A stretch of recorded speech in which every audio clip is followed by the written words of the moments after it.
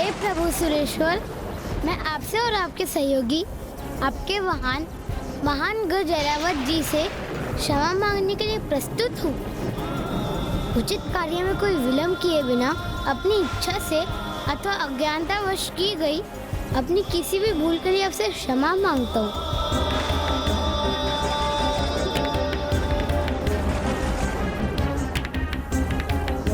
किंतु आप अपने इन विद्युत तरंगों के प्रहारों से जो विचलित देखकर ये मत समझ लीजिएगा देवराज कि मैं अपनी तपस्या को अधूरा छोड़कर यहाँ से कहीं चला जाऊंगा। अपनी भूलों के लिए क्षमा याचना अवश्य करूंगा मैं, किंतु अपने मार्ग से कदापि नहीं हटूंगा। फिर भले ही आप मुझे अपने प्रहारों से भस्म ही क्यों ना कर दे।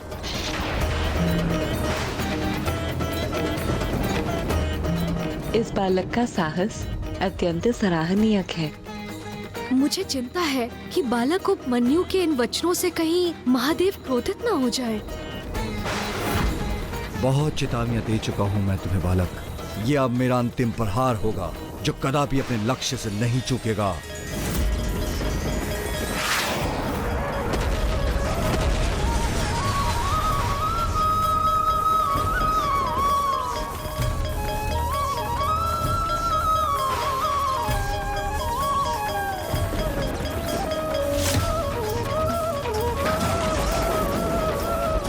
अब परिणाम जो भी हो, मैं तो प्रभु की तपस्या में ही लीन रहूंगा।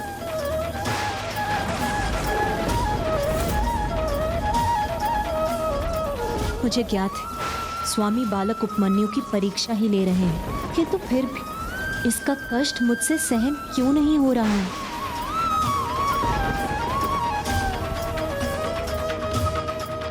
क्या बालक उपमन्यु की ये परीक्षा उसके लिए अत्यधिक कठोर तो प्रमाणित नहीं होगी? मुझे आशा है कि महादेव के द्वारा ये इस बालक की अंतिम परीक्षा होगी।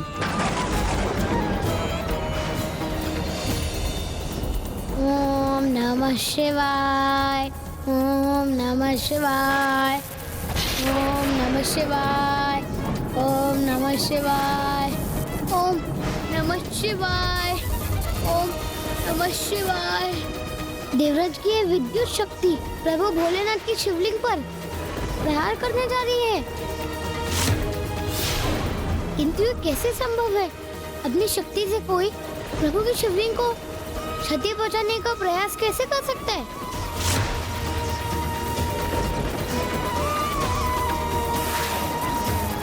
इन्होंने तो प्रभु की शिवलिंग पर प्रहार कर दिया, किंतु देवराज इंद्र का वज्र प्रहार इतना घातक और शक्तिशाली है कि वो जिस किसी से भी टकरा रहा वो नष्ट हो जा रहा है।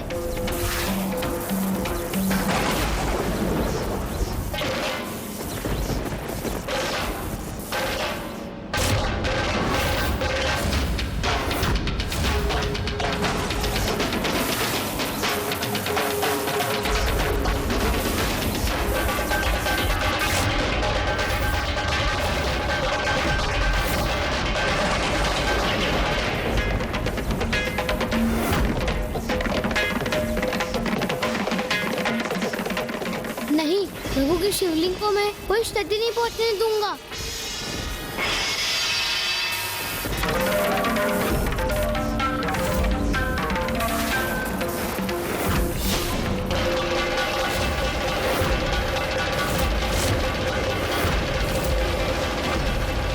प्रभु महादेव, ओम नमः शिवाय, ओम नमः शिवाय, ओम नमः शिवाय, ओम नमः शिवाय।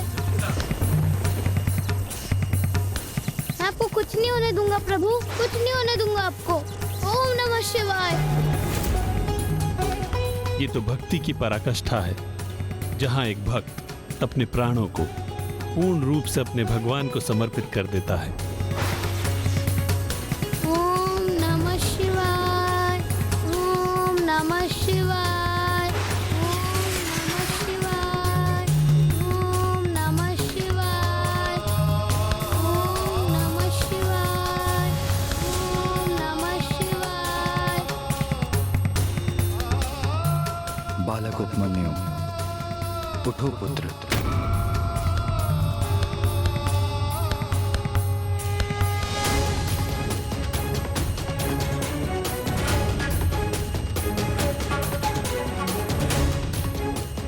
ये विद्युत तरंगे अब अपने मूल स्थान से लुप्त हो गई है, अर्थात मेरे प्रभु की शिवलिंग अब सर्वथा सुरक्षित है।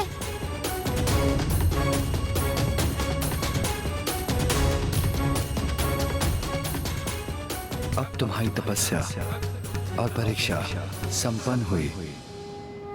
उठो और देखो कौन है तुम्हारे समक्ष। देखो वत्स, तुम्हारे प्रभु, तुम्हारे शिव है तुम्हारे समक्ष, तुम्हारे शिव है तुम्हारे समक्ष।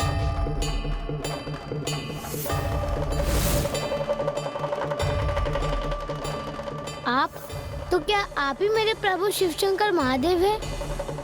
हाँ पुत्र, मैं ही तुम्हारा प्रभु शिव हूँ। वो शिव जो ऐसे अद्भुत भक्त को पाकर धन्य है।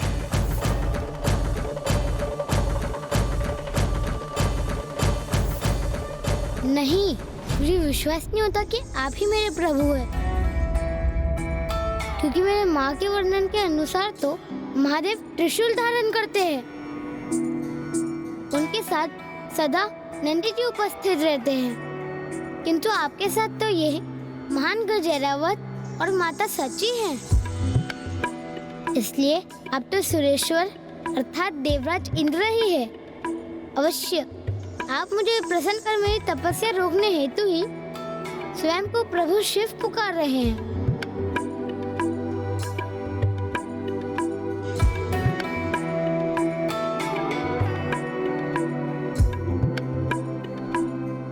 देखा स्वामी, कितना भोला है ना प्रभु का ये भक्त। इस नन्हे भक्त की अत्यंत कठोर परीक्षा ली थी भोलेनाथ ने। अब कहीं ये बालक ही उनकी परीक्षा न लेने लगे। माँ ने मेरे प्रभु शिव शंकर का वर्णन किया था मुझसे। नागराज वासुकी उनके कंठ के आभूषण हैं, अपने मस्तक पर त्रिपुंड लगाते हैं, उनकी जटाएं रुद्राक्ष माला से बंधी हैं, और जिन्होंने स्वयं चंद्रमा को अपनी शीश पर धारण किया है वही है मेरे प्रभु जगत पिता महादेव।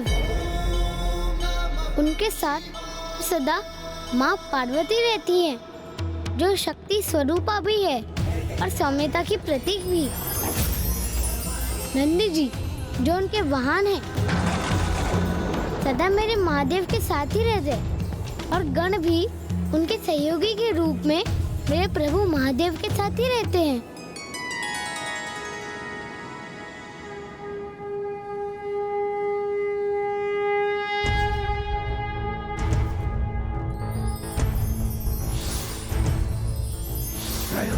सदाशिवं नमामि हे उमापति जय नीलकंठ जय अनंत नमोस्तुते नमोस्तुते।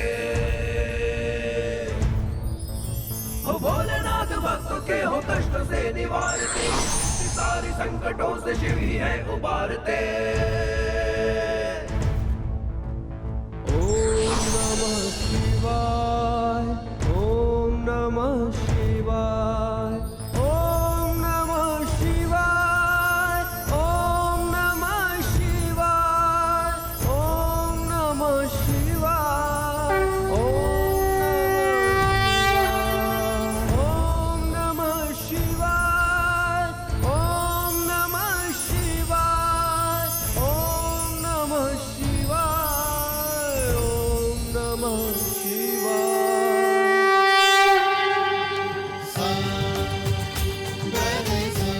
प्रभु शिव, मेरे प्रभु महादेव, प्रभु महादेव, क्षमा कीजिए प्रभु, मैं आपको पहचान नहीं सका, क्योंकि मैंने इसके पूर्व आपको शिवलिंग स्वरूप में ही देखा था ना। मुझे क्षमा कीजिए प्रभु, क्षमा कीजिए मुझे।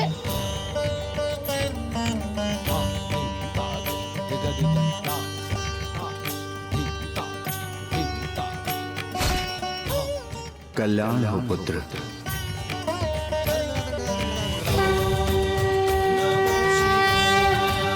नमो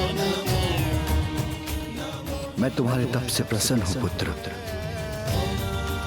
और तुम्हारे द्वारा मेरे स्वरूप को दिए गए नाम सुरेश्वर से भी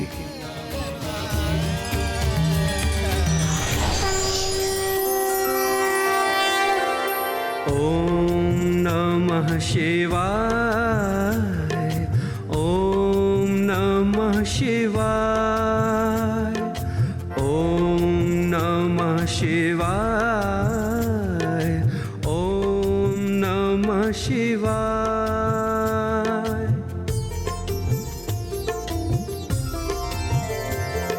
त्र्यंबकं सदाशिवं नमामि हे उमापति, जय नीलकंठ जय अनंत नमोस्तुते नमोस्तुते। आज से मेरा ये अवतार सुरेश्वर नाम से विख्यात होगा। आज से मेरा ये अवतार घाटों से शिव ही है उबारते। ओम नमः शिवाय, ओम नमः शिवाय, ओम नमः शिवाय।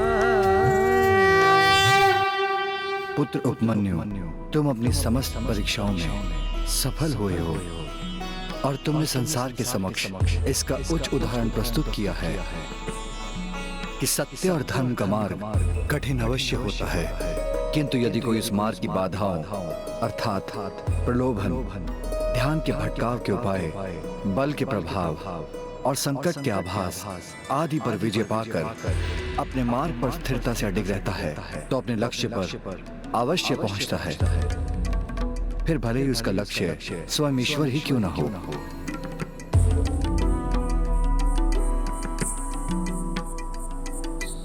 तुमने मुझे पिता के स्थान पर रखकर मात्र दुग्ध पान करने के लिए मेरी तपस्या की थी, इसलिए मैं तुम्हें आशीष देता हूँ।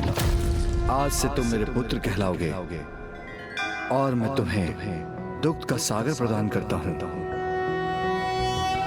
कर्पूर गौरम करुणावतारम संसार सारम भुजगेन्द्रहारम सदा वसंतम हृदयारविंदे भवम भवामी सहितम नमामि।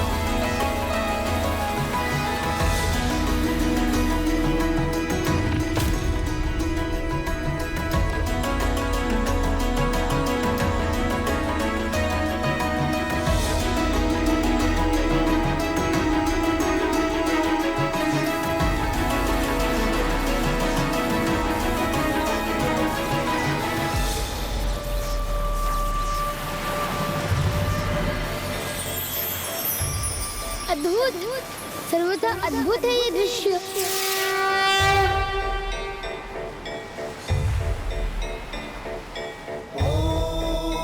आज से तुम इस क्षीर सागर के स्वामी हो पुत्र उपमन्यु, और आज से असंख्य गोमाता तुम्हारे संग रहेंगी। पुत्र, आज तुमने ये सिद्ध कर दिया कि एक निष्ठा भक्ति से मनुष्य कुछ भी प्राप्त कर सकता है। यहाँ तक कि इस जन्म के पुण्यों का फल इसी जन्म में ही पाया जा सकता है। तुम्हारे जैसे बालक की माता कहलाने में मुझे अत्यंत प्रसन्नता होगी पुत्र, और मेरा आशीर्वाद है कि श्रेष्ठतम ऋषि मुनियों में सदैव तुम्हारी गणना होगी। और साथ ही आज से मैं तुम्हें अक्षय कुमार पद भी प्रदान करती हूँ।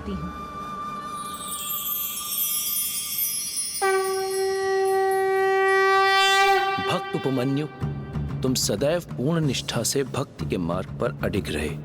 यदि किसी ने तुम्हारे समान धर्म पथ पर अडिग रहकर मेरे प्रभु महादेव की पूजा की, तो मैं उसे सभी बाधाओं से संघर्ष कर उन पर विजय प्राप्त करने की शक्ति अवश्य प्रदान करूंगा।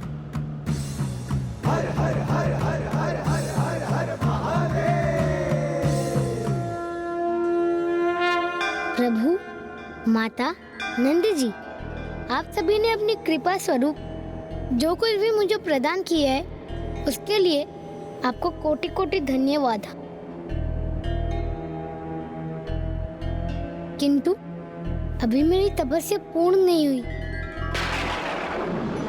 इसलिए मुझे वो फल प्राप्त नहीं हुआ जिसकी मैंने कामना की थी।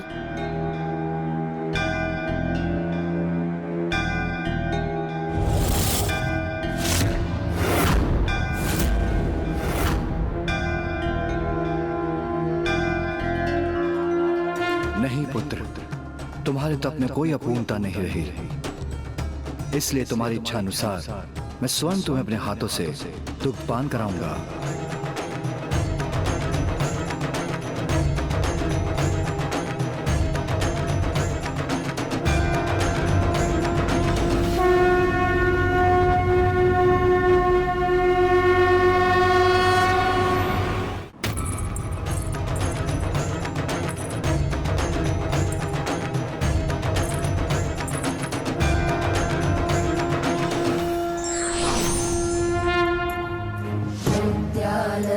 करे वराभयकरे सौन्दर्यरत्नाकरे निर्दोता किल घोरपावनकरे प्रत्यक्ष माहेश्वरे शालेयाचलवंशपावनकरे काशीपुराधीश्वरे भिक्षां देहि कृपावलम्बनकरे मातान्नपूर्णेश्वरे नानारत्नविचित्रभूषणकरे हेमाम्बराडम्बरे मुक्ताहारविलम्बमानविलसन् वक्षोजकुम्भेश्वरे पूर्वी सर्वजनेश्वरी भगवती मातान्नपूर्णेश्वरी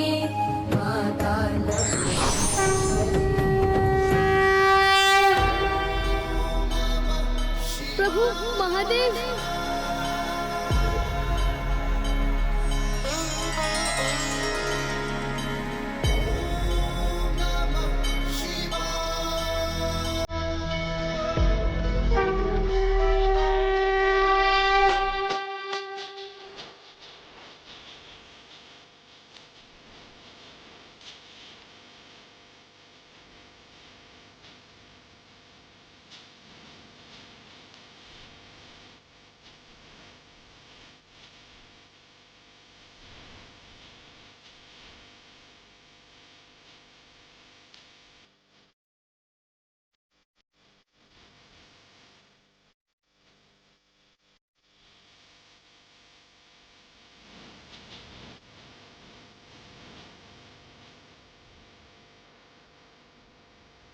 आओ पुत्र।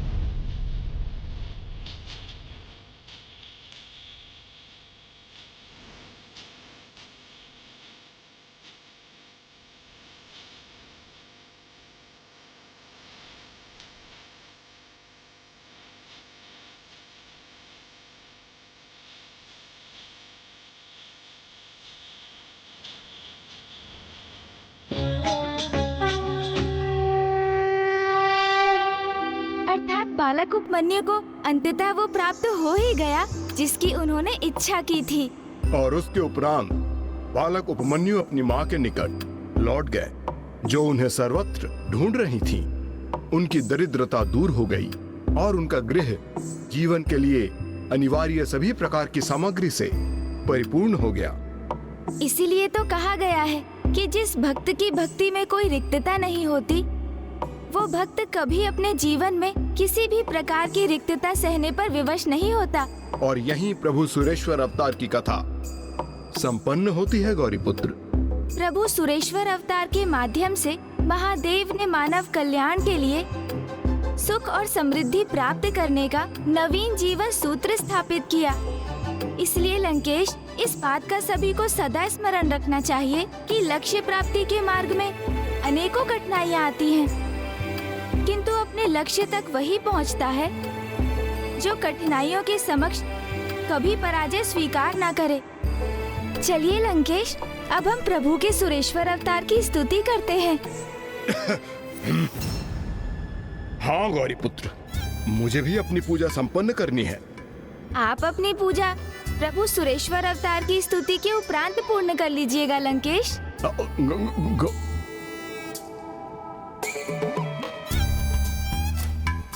प्रभु सुरेश्वर को स्वयं से रुष्ट होने का कोई कारण नहीं देना चाहिए मुझे।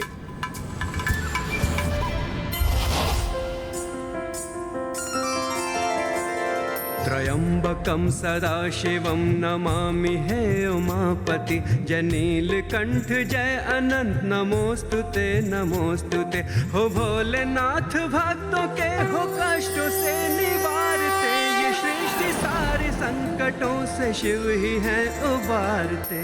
ओम नमः शिवाय, ओम नमः शिवाय।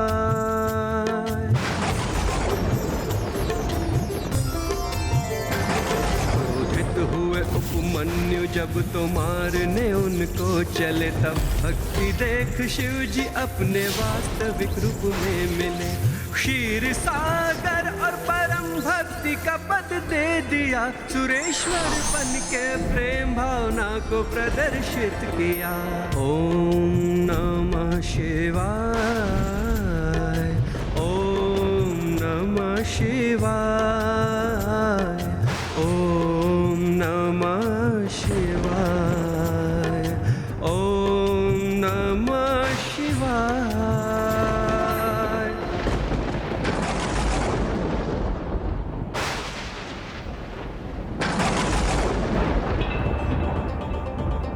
क्या हुआ लंकेश? प्रभु ने हमें अपने दिव्य दर्शन का लाभ क्यों नहीं प्रदान किया? कदाचित आपकी स्तुति में कोई अपूर्णता रह गई होगी गौरीपुत्र। यदि ऐसा है तो हमें पुनः प्रभु सुरेश्वर अवतार की स्तुति करनी चाहिए। नहीं गौरीपुत्र, उसकी कोई आवश्यकता नहीं है, क्योंकि प्रभु ने भले ही हमें प्रत्यक्ष दर्शन ना प्रदान किए हों, किंतु यहाँ के वातावरण में आए परिवर्तन तो इसका प्रमाण है गौरीपुत्र कि आपकी स्तुति उन तक पहुंच गई है और उन्होंने उसके परिणाम स्वरूप हमें आशीर्वाद भी दिया है।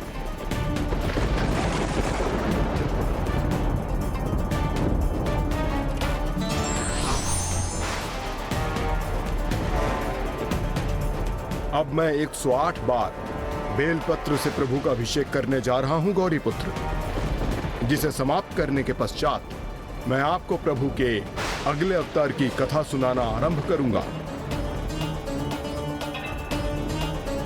मैंने तो पूर्ण निष्ठा और श्रद्धा से प्रभु सुरेश्वर अवतार की स्तुति की थी, फिर उन्होंने हमें दिव्य दर्शन प्रदान क्यों नहीं किए? ओम नमः शिवाय, ओम नमः शिवाय, ओम नमः शिवाय, ओम नमः शिवाय।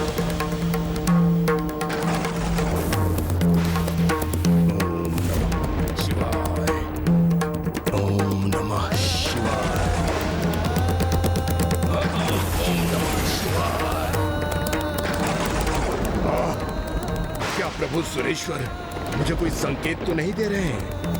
ओम नमः शिवाय, ओम नमः शिवाय, ओम नमः शिवाय, ओम नमः शिवाय। कहीं प्रभु मुझसे कुपित तो नहीं?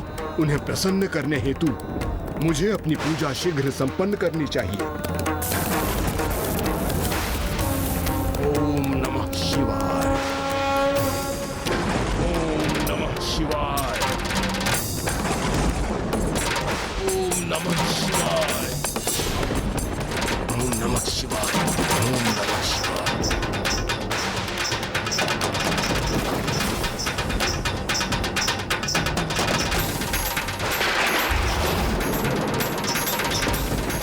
प्रभु सुरेश्वर,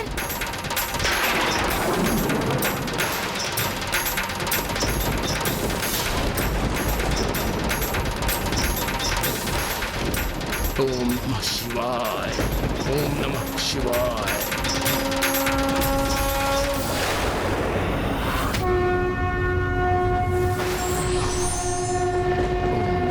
प्रणाम प्रभु सुरेश्वर।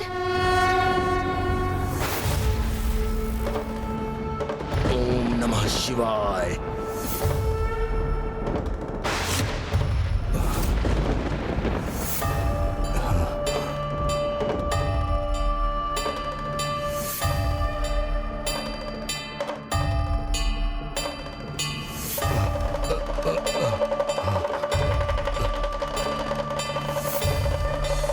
प्रणाम प्रभु सुरेश्वर।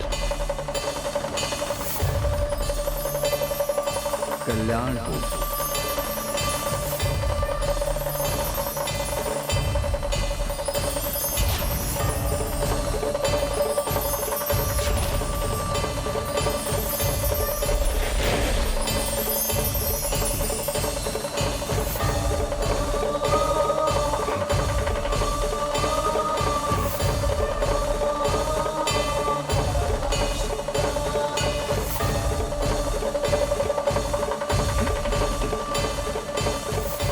ये कैसी लीला है प्रभु आपकी।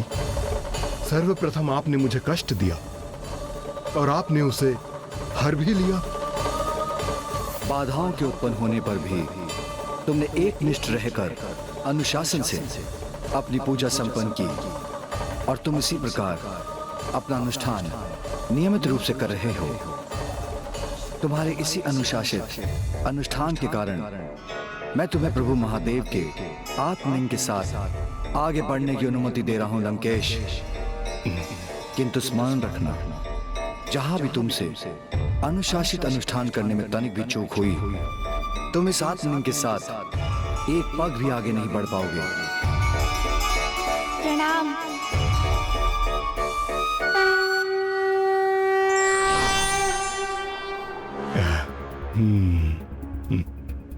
क्या हुआ लंकेश, आप इतने आनंदित क्यों हैं?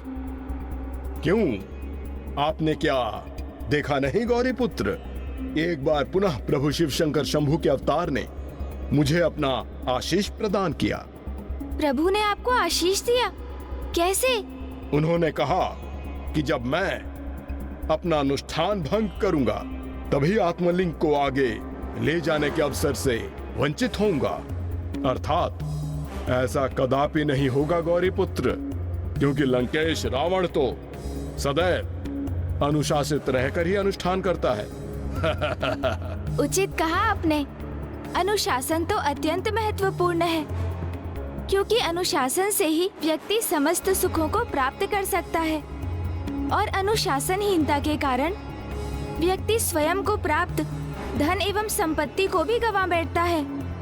उचित कहा आपने गौरी पुत्र। अनुशासन की ये सीख और स्वयं को अनुशासित रखना मैंने प्रभु के ही एक अवतार से सीखा था, जो संसार में पुनः अनुशासन स्थापित करने के लिए ही प्रकट हुए थे। ये प्रभु के कौन से अवतार थे लंकेश? ऋषि दुर्वासा। ऋषि दुर्वासा।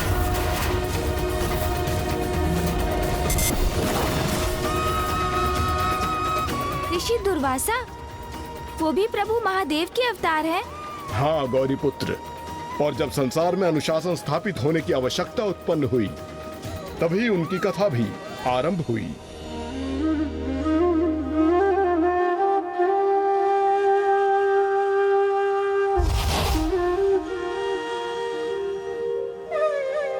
ये वो समय था जब सभी अनुशासन का महत्व भूलते जा रहे थे। यहाँ तक कि देवता भी स्वर्ग के भोग विलास में डूबकर अपना अनुशासन खो रहे थे, अहंकारी और प्रमादी होने लगे थे। और सत्य तो यह है कि संसार में कुछ ही स्थानों में अनुशासन स्थापित था। इसी समस्या के निदान के लिए जन्म हुआ महादेव के अवतार ऋषि दुर्वासा का। किंतु ऋषि दुर्वासा एक अत्यंत ही क्रोधी स्वभाव के ऋषि माने जाते थे। उनका प्रचंड क्रोध तो जगत प्रसिद्ध था और एक बार तो उन्हीं के क्रोध के कारण देवताओं को श्रीहीन होने का श्राप भी मिल गया, जिसके पश्चात फिर इस समस्या के निदान हेतु देवताओं को समुद्र मंथन करना पड़ा। तो क्या लंकेश, ऋषि दुर्वासा के कारण ही विशाल समुद्र मंथन हुआ था?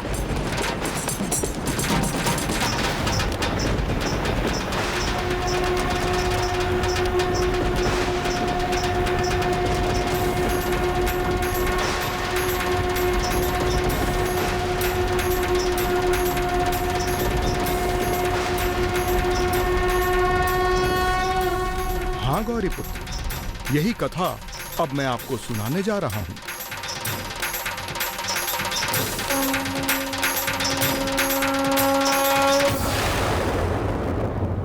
कर्म ही मनुष्य का भाग नियत करता है, इसलिए प्रत्येक व्यक्ति को सुकर्म एवं सुपथ की ओर ही अग्रसर रहना चाहिए।